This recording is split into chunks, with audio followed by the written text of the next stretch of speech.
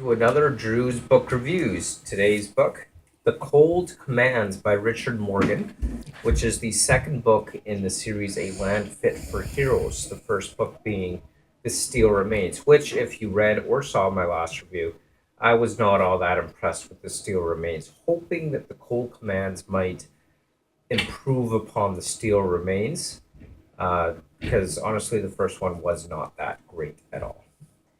So what we have here is Edgar Dragonbane, who is one of our heroes from the last book.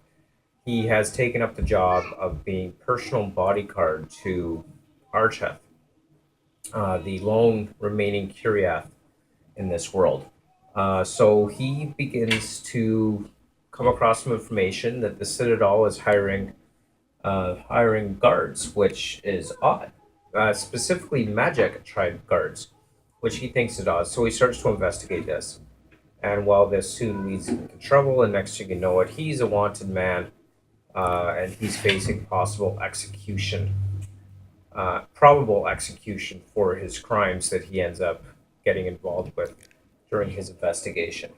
Archeth, on the other hand, receives a messenger from what is simply referred to as the Helmsman, who brings tidings of coming destruction and devastation to the Empire. And it's all coming and stemming from this hidden city in the far northern sea. So she begins to put together this expedition to investigate the claims of the helmsman, to learn the truth about what is actually happening in the far northern seas. And our main character, Ringle, who, as we know, was our main character from the original book, first book, The Steel Remains. He has gone on a bit of a vengeance quest. See, he wants to completely eliminate and destroy slavery across the world. So he's out, he's killing slave caravans, setting the slaves free. He's become not kind of known as a terrorist. And while the Empire's not happy with him, slave traders are not happy with him, and he's a wanted man, and he's being hunted across the Empire. So those are the three primary plot lines within this book.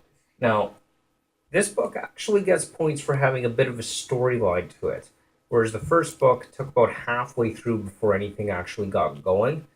This one, actually, we had story progression right from the start, which was a vast improvement, I would say, above and beyond, based off of the original book and how slowly it progressed. So it's good to kind of see that plot development and plot progression within this book, and I really did like that.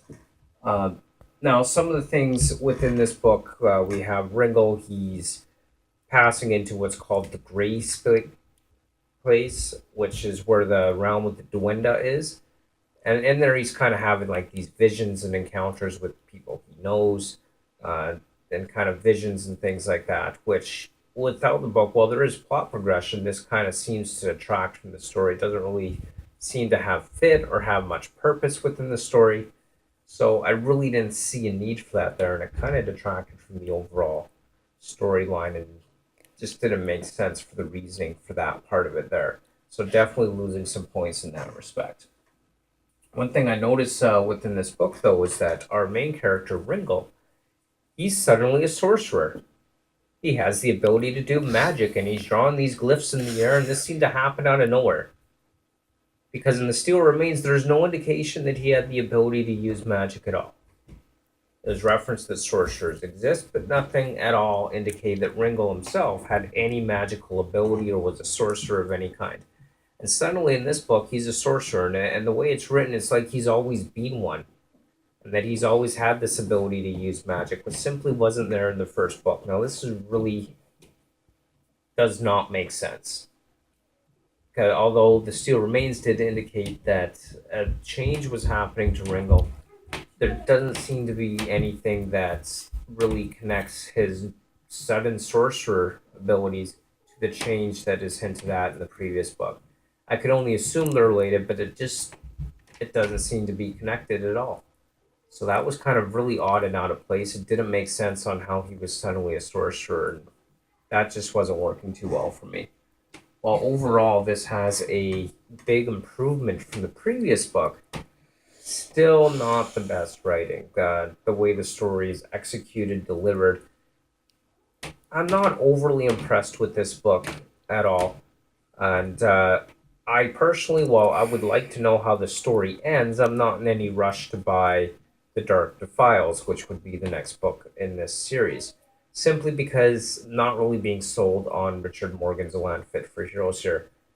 It's mediocre at best. Just overall, not the greatest book, and overall, not the greatest series. I mean, it's not bad, but ain't that great either. I could probably wait to find the resolution on this overall story. So overall, I would give this a slight improvement over the last book, of 5.3 out of 10 bookworms versus the 5 I gave the last book.